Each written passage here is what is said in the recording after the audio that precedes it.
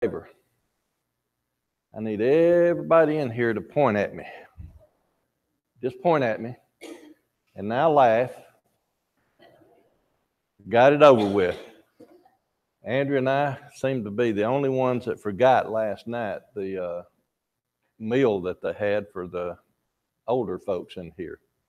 I guess that's why we forgot, because we're getting on up there in age and getting to be the older ones. But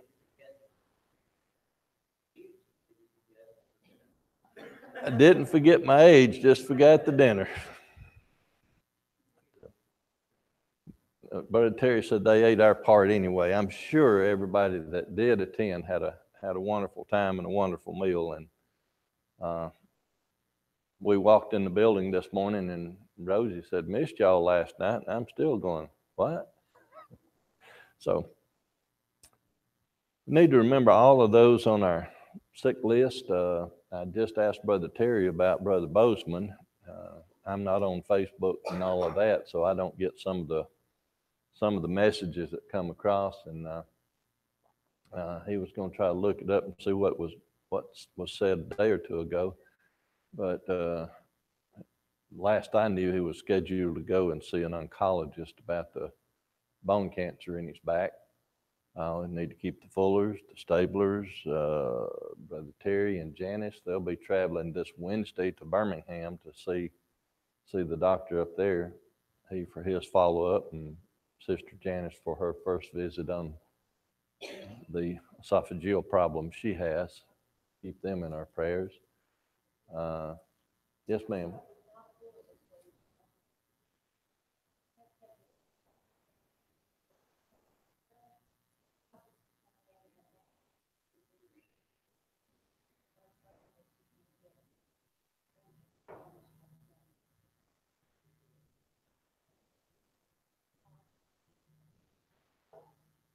Okay. If you did not hear that, Dot taking Glenn to the hospital again to get fluid removed from his abdomen.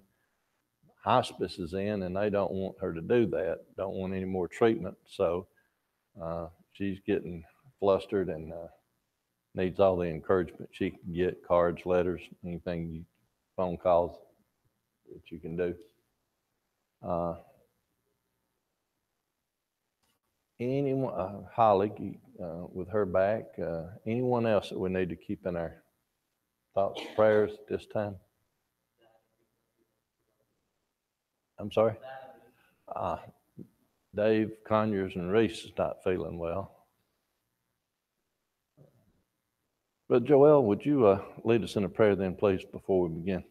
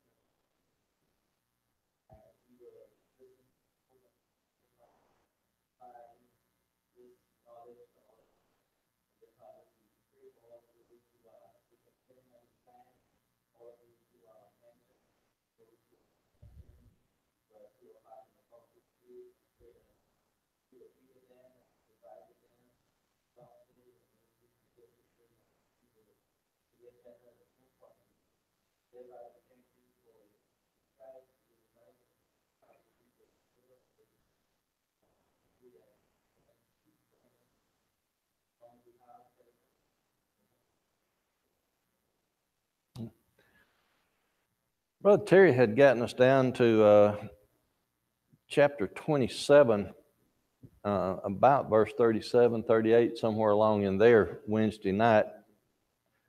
So that's where we'll be picking up, is verse 37. And if you recall, what got us to this point is that the latest thing that had happened in this line is that Jacob had tricked Isaac for the blessing, which cut Esau out of his blessing. And now we're down to verse 37, where it says, Isaac answered and said unto Esau, Behold, I have made him thy Lord, and all his brethren I have given to him for servants. and with corn and wine have I sustained him. And what shall I do now unto thee, my son? As I was looking at this and thinking about it, because some comments had been made last Sunday and Wednesday night also about some, not specifically, but in general about how come Jacob, through deceit, still managed to do these things. Isaac had blessed Jacob, but it was through deceit. Today, if somebody gets gain by deceitful methods, fraud or whatever, they have to pay retribution or give it back and things like that. And I got to thinking about a man's word. Today, even contracts are really no good. Contracts are only as good as the person that signs it, and they can hire 10 lawyers to debate it and get it cleared so they don't have to stand by their signature, by their word. And when I was growing up, basically a man's word was his bond. If he said something, that's the way it was, and he honored that. And if we take it back to this, Isaac, even though he was tricked, had made the blessing to Jacob, and he was not going to renege on that blessing. He was going to stand by his word, even though deceit was involved. Then when Esau comes in to him and said, "Do you only have the one blessing?" Look what he did. He did the best he could with what he had left over to take care of Esau, and said that unto Esau, verse 38, when he had asked him that, he starts in verse 39, and Isaac his father answered and said unto him, Behold, thy dwelling shall be the fatness of the earth and of the dew of heaven from above, and by thy sword shall thou live, and shall serve thy brother. And it shall come to pass, when thou shalt have the dominion, that thou shalt break his yoke from off thy neck. He didn't have much left to give, did he? Just, you're going to be okay. You're going to live off the fat of the land. You're going to live by your sword. You're going to be this. Then when you get great enough and have dominion, and what does the word dominion mean?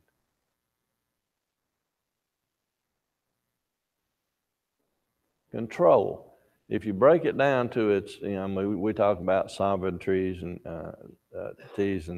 and rulers and things like that having dominion over, lording over. But really, if you break the word down to its simplest form, dominion just means control. When you have control over.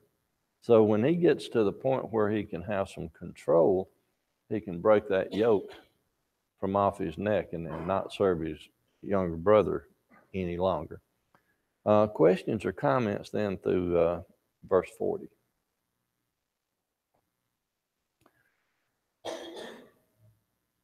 Verse 41 picks up, Esau hated Jacob because of the blessing wherewith his father blessed him. And Esau said in his heart, The days of mourning for my father are at hand, and then will I slay my brother Jacob. I think there's a very important message we have to understand here. If someone hates someone bad enough or has the feeling that they're going to kill somebody, do they take into consideration other people's feelings? But here, even though Esau hated Jacob, he said, now is not the time. So to me, this indicates that even though Esau and Jacob were at it, and if you even look at Rebekah, she was always trying to undercut Esau in the things that he was doing. Esau had respect for his father and his mother, for his family, and was not going to do anything until Esau Isaac passed away because he said, "The days of mourning for my father are at hand." Now, that phrase generally means that something is close at hand, that it's imminent, that it's not going to be very long. But we find out as we go on through the chapter that Isaac lives another, how many years? 40 plus years. So he's going to have a long life still ahead of him here. But Esau is not going to take vengeance on Jacob until the time is right. Verse 42 and through 44 go together. And these words of Esau, her elder son, were told to Rebekah. We're going to pause right there for a minute. So she heard about Esau's threat. And she sent and called Jacob, her younger son, and said unto him, Behold, thy brother Esau is touching thee to comfort himself, purposing to kill thee. Now therefore, my son, obey my voice, and arise, flee thou to Laban, my brother, to Haran, and tarry with him a few days until thy brother's fury turn away. So again, Rebekah is trying to protect Jacob being her favorite. She tells him to go and reside a few days. It does not specify in Scripture. As a matter of fact, there's only a couple of mentions of Rebekah after this. One when her handmaid died and was buried, and then her burying. But it doesn't go into any detail after this about how long he was away and if he ever came back and saw it. But apparently, if you just read through it and look at it on the surface, he didn't return until after her death. So when she sent him away, she didn't see him anymore. In verse 45, until thy brother's anger turn away from thee, and he forget that which thou hast done to him, then I will send and fetch thee from thence.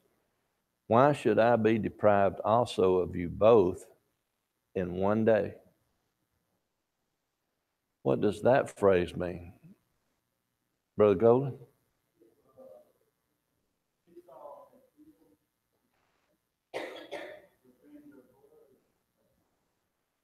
The avenger, which would be the closest blood kin from that, then would kill Esau. And it could have happened in one day that way. And that is if it was that he did it without cause.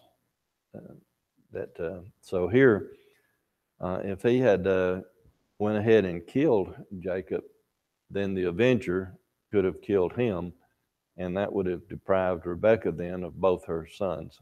And like I say, it could have all taken place on that one day. Verse 46, and Rebekah said to Isaac, I am weary of my life because of the daughters of Heth.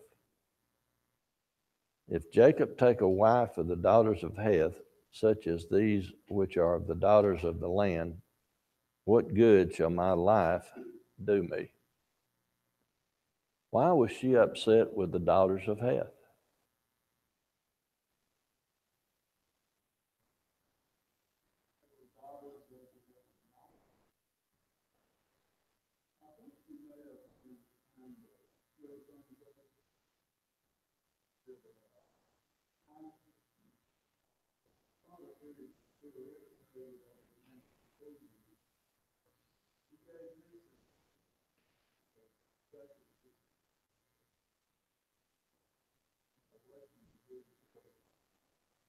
Okay.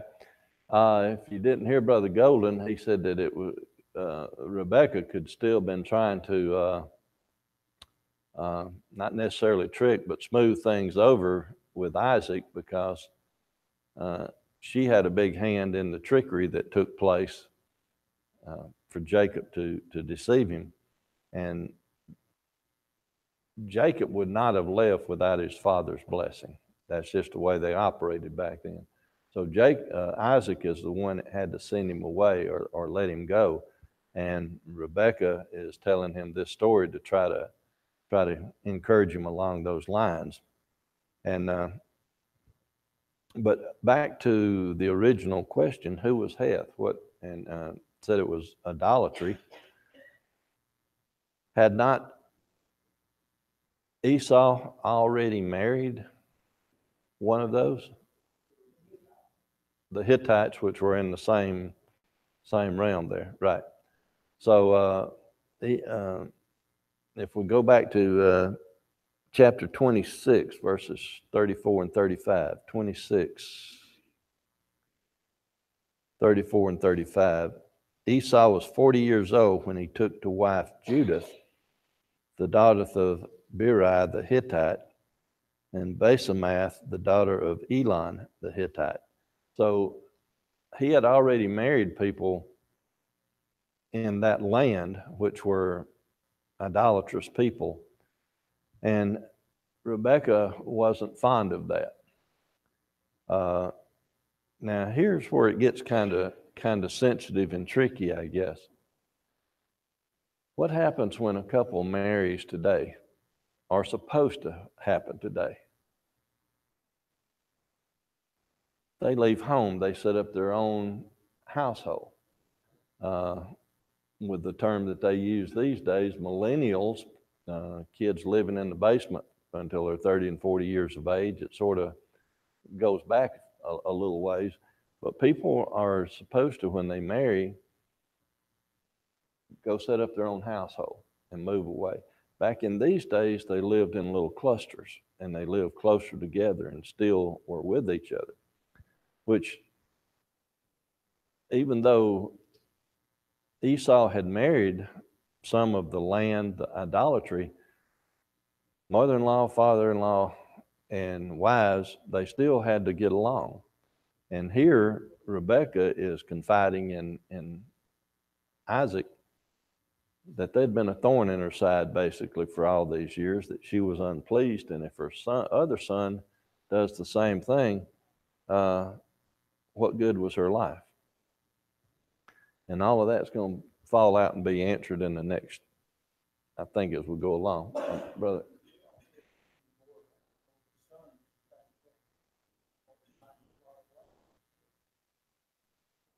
Right.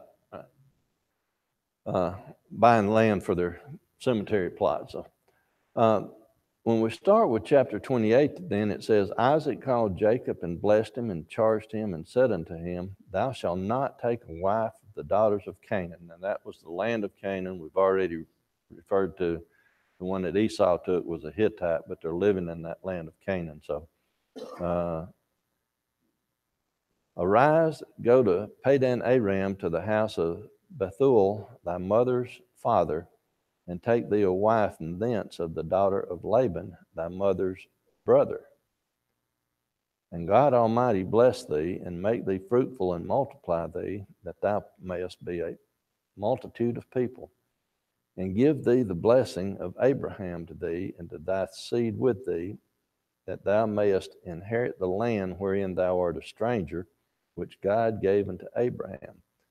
And Isaac sent away Jacob, and he went to Padan Aram unto Laban, son of Bethuel the Syrian, the brother of Rebekah, Jacob's and Esau's mother. All right. So he sent him back to the homeland. Now, if you break this down, if you went through all the kinfolk lineage here, I'm going to try to simplify it. When Jacob marries Rachel, in essence, that is Rebekah's niece. So Jacob is going to marry his mother's niece. All right? I went through that for a specific reason, because then when we look at verse 6, it said, when Esau saw that Isaac had blessed Jacob and sent him away to Padan Aram to take him a wife from thence, and that as he blessed him, he gave him a charge, saying, Thou shalt not take a wife of the daughters of Canaan. Remember, he already had wives from Canaan. And that Jacob obeyed his father and his mother and was gone to Padan Aram. And Esau, seeing that the daughters of Canaan pleased not Isaac his father, Then went Esau unto Ishmael and took unto the wives which he had Mahalath, the daughter of Ishmael, Abraham's son, the sister of Nebujath, to be his wife. Now, Esau goes to Ishmael, to his father's side of the family, and if you count it off and break that down, what he winds up doing is marrying the niece of his father. Now, there's a lot of people that when they read through this, because they know, we have the advantage of hindsight. We're looking back and reading history, and we know where all these characters wind up. And we know that Ishmael, the line that he goes and what becomes of that nation, and that they're not friendly with the Israelites on down the road and all, even after them. So we would look at this as though he, out of spite, he went and married a daughter of Ishmael. But if you really digest it and look at it, did he do it out of spite, or did he do it trying to gain favor? He was never mad at his father and his mother. He found out that Isaac didn't want Jacob to marry a Canaanite. So with him going and marrying into the Ishmael line, that's not a Canaanite. That's his own father's niece. So personally, I think if we just put everything together here, it looks like Esau was a fairly good character. Yeah, he married badly. He married multiple times, but they did those things. His main aggravation was his brother, not his mother and father.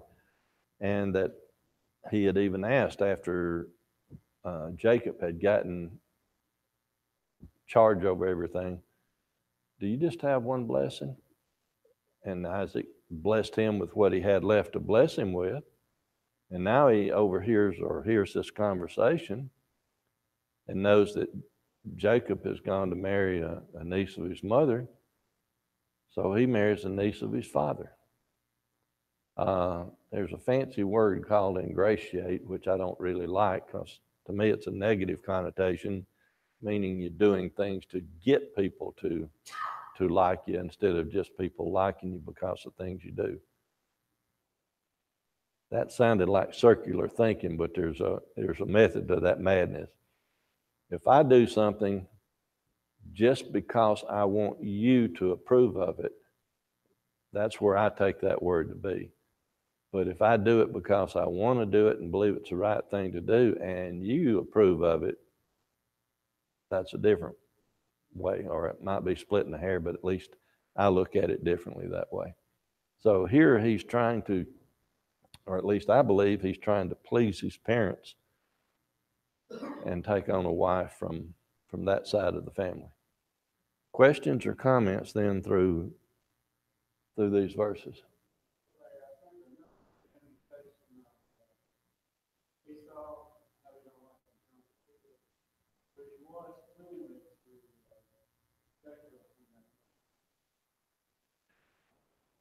Right.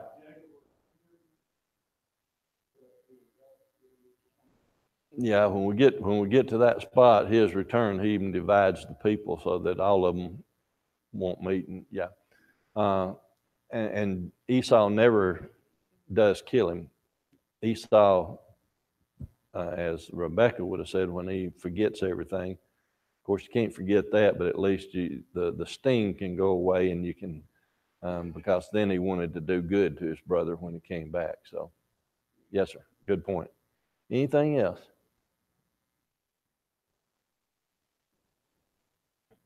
Okay.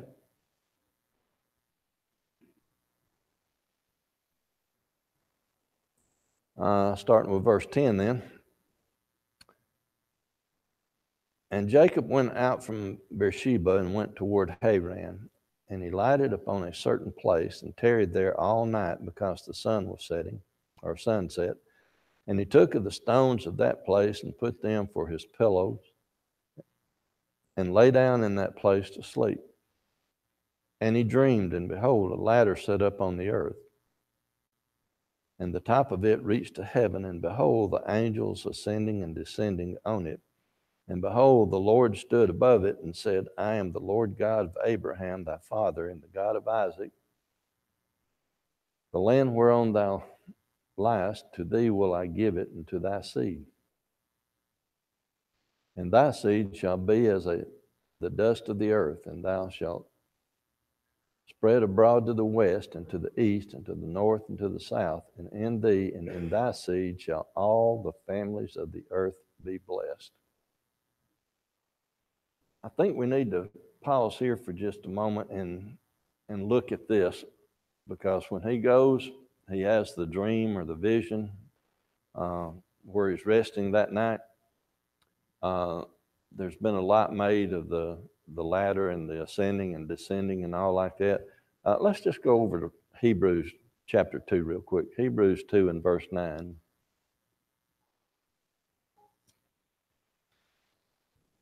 It's even referenced here, Hebrews 2 and verse 9. But we see Jesus, who was made a little lower than the angels for the suffering of death, crowned with glory and honor, that he, by the grace of God, should taste death for it. Whoop, that's not the one I wanted. Anyway, what we're looking at here is people say that we call it providence today, that God has a hand in everything going on. And here he was just explaining that. But that Hebrew verse that I read has to do with all the families of the earth be blessed. I'm going to read that verse again and then take a look at it. Verse 14. Thy seed shall be as the dust of the earth, and thou shalt spread abroad to the west and the east and the north and the south, and in thee and in thy seed shall all the families of the earth be blessed. Is that referencing just all the families of his lineage? When it says all the families, and that's why I took you to Hebrews 2 and 9, because over there, when Jesus was suffering for the sins of the world, was he suffering for the sins of a certain group or for everybody? And that was for everyone. Now, for a person to take advantage of that or be a recipient of that blessing, then they naturally have to obey God and do what they're supposed to. But yet, it was not, yes, it was conditional, but it was not conditional. He laid it out there for everybody. And then those that would take it would, could, Brother Clunch.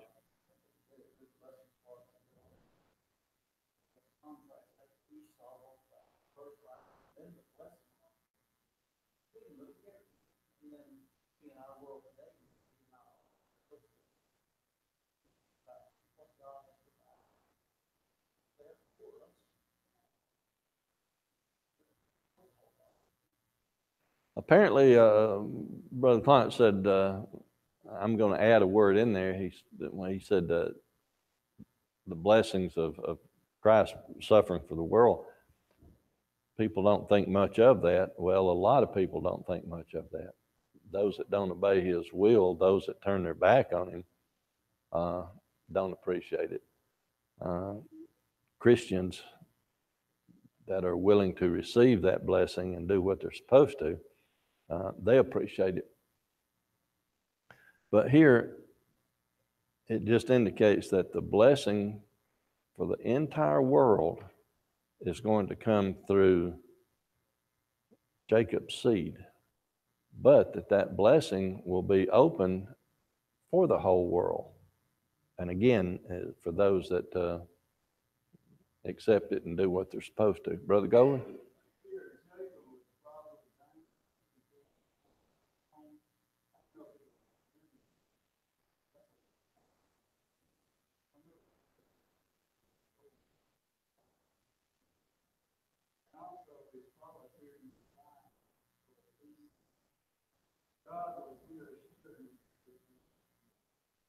All right.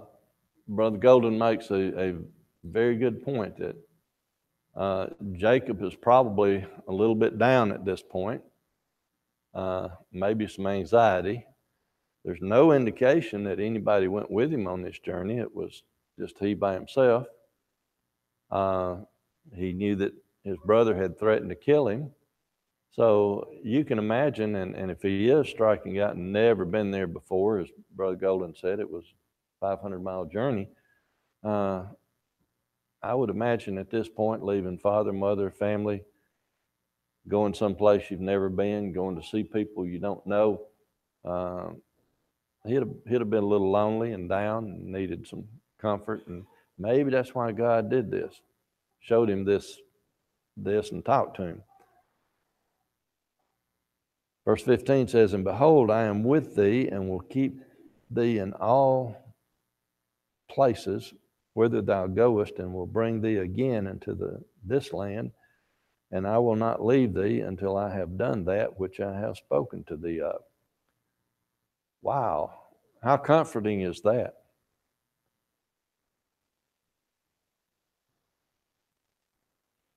Here in the Old Testament, there was some direct connections, so to speak.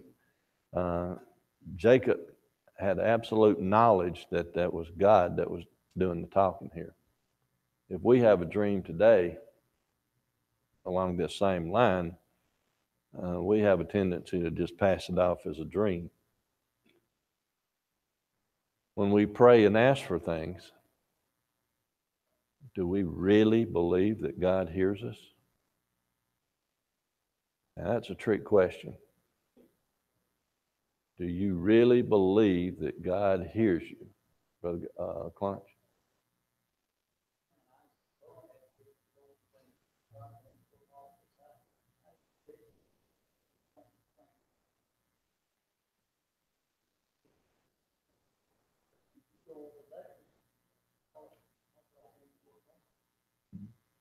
How's it all going to work out? See, there's a word that I detest, or a phrase that I detest, and that's human nature.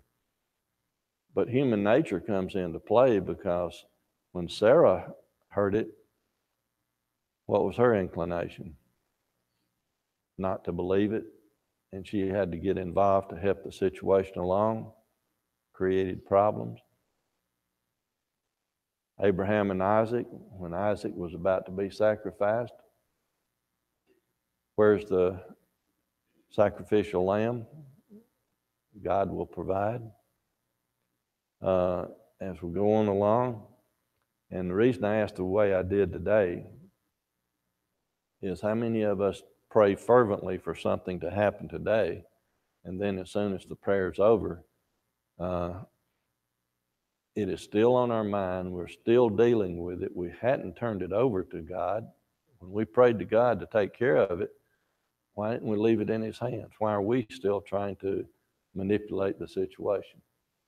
That's the reason I asked that question. If we truly believe that God hears all our prayers and will answer all our prayers, which He does, even though sometimes we don't like the way they're answered, but that's on us and not Him.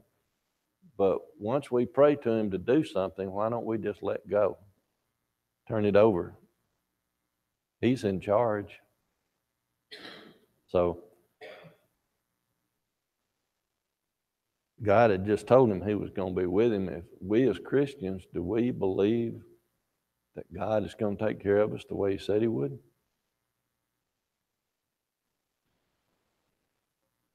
Questions or comments then through 15? And before I leave that, I know it is much, much, much more difficult to do than it is to say, to just let go. So, Brother Clarence.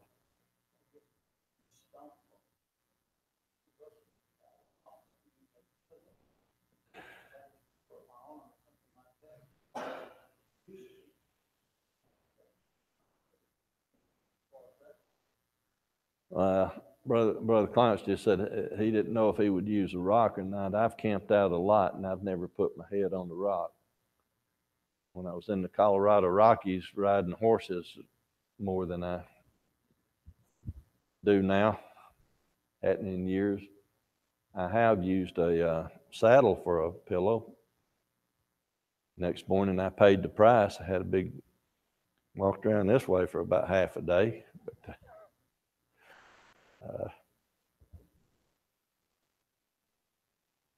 anything through verse 15?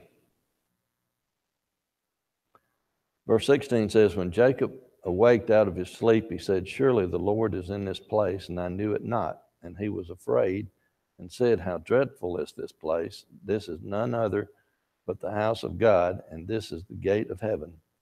And Jacob arose up early in the morning and took the stone that he had put up for his pillow and set it up for a pillar and poured oil upon the top of it and called the name of the place Bethel, but the name of that city was called Luz at the first. Now, Brother Clunch, if he were sitting up here, he would ask you what the word Bethel means. So I'm going to do that. House of God. So Jacob, when he put that stone up and anointed it with oil, remember that's just a way that people anointed things and people with oil to change the name of the place to Bethel, which is the house of God. It had previously been called Luz. Any idea why it was called Luz? The word Luz, if my dictionary is correct, means almond. So apparently there was a grove of almond trees in that area. If you look at how things get named in America, when the settlers were here, how did they name things? How did Little Rock, Arkansas get its name? Little Rock by the river, right? And we name things based on geographical items and things of that nature. But he had changed the name to the house of God, Bethel. Yes, ma'am.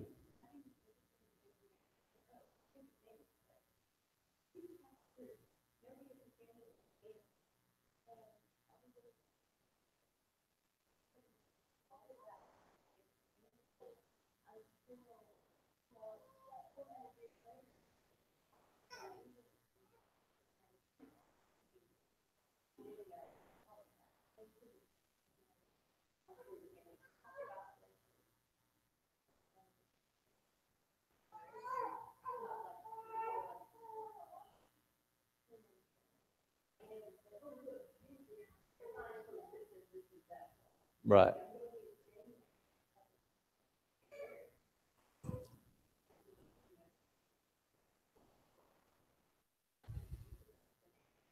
Right. And when he took that stone, apparently the stone was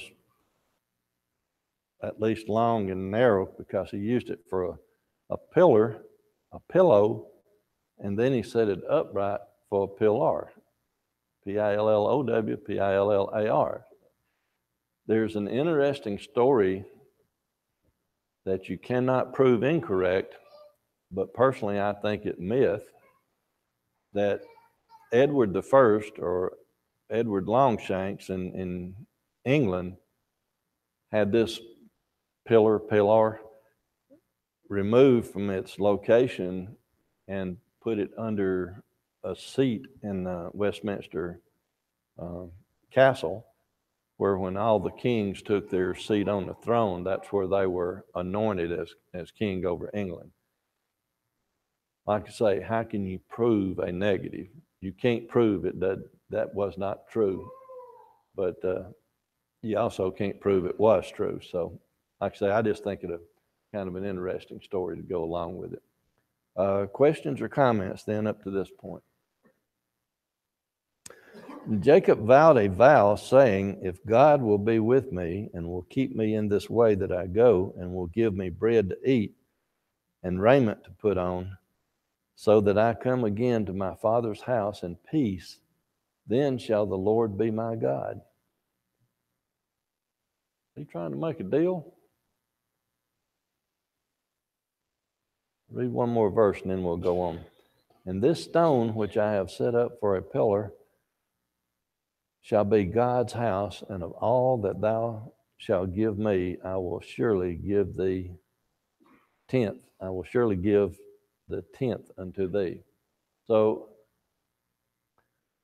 what is taking place is he's made a vow to God, or an agreement, that he's going to give something. Now, when Andrew and I were in the Philippines, seems like 100 years ago, only it was just 40 years ago. 40? Close to 40. There was a fellow over there whose son had been real sick. And he made a vow to God that if you heal my son, I will be crucified on the cross annually for, I forget now, 3, 4, 5 years. Well, his son got well, and every Easter, he would literally be nailed to a cross. Of course, they used smaller nails. They didn't use the railroad spikes, and they did it so they didn't do him any harm. But that was his penance. He had made that vow. He had made that arrangement. So to me, I think that was a little extreme. Brother Golden?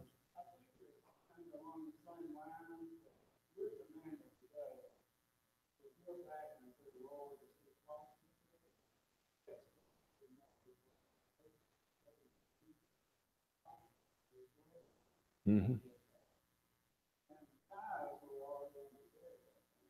Yeah. But if you really look at it, the tenth that they were here, they really gave more than the tenth, because if you break it down into what all they gave, it comes up closer to 35%. Now, some of you look at me and say, "What?" But look at it this way: they weren't to glean the corners of their fields; they were to leave that as a benevolence to help those that were passing by and hungry. They had the animal sacrifices, and what is an animal sacrifice? You're giving that up to something, and then the tithing part, the tenth part. So they really gave more, and all of that. You know, I've run into some folks well, it hadn't been that long ago, but several years ago, that thought that it was wrong to pay preachers full-time salaries, have full-time preachers. And they try to justify it by several different methods. But if you go back, even in the Old Testament, what happened when they left Egypt? What was the first thing that was done when they left Egypt? They got out, they constructed a tabernacle, they set the Levites as the ones that was in charge. The Levites could own nothing. When they got to the promised land, they wasn't given land. They were given locations. But who was to take care of the Levites? The people. What did the Levites take care of? God stuff, right? So that's simple terms, but if you look at it, it goes all the way back into here where that takes place. And there's also other examples, but I think that one's a fairly good one. But here he just set the pillar up as a monument, called it God's house, made the agreement with God.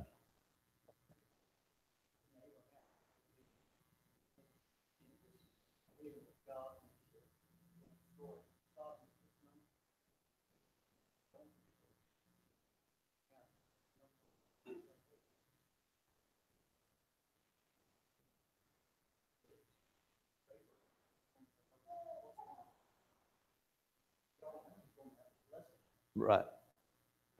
Again, if you didn't hear Brother Clancy, he said, couldn't we go back to Abraham and Sodom on this? Because Abraham bargained his way down on the numbers. My question is, why did he stop there? Why didn't he go down to one? But, he bargained his way. He knew that there was blessing. Same way here. Jacob knows that there's going to be the blessing, so he has this and sets up that pillar, and we'll pick up with chapter 29 Wednesday night, Lord willing.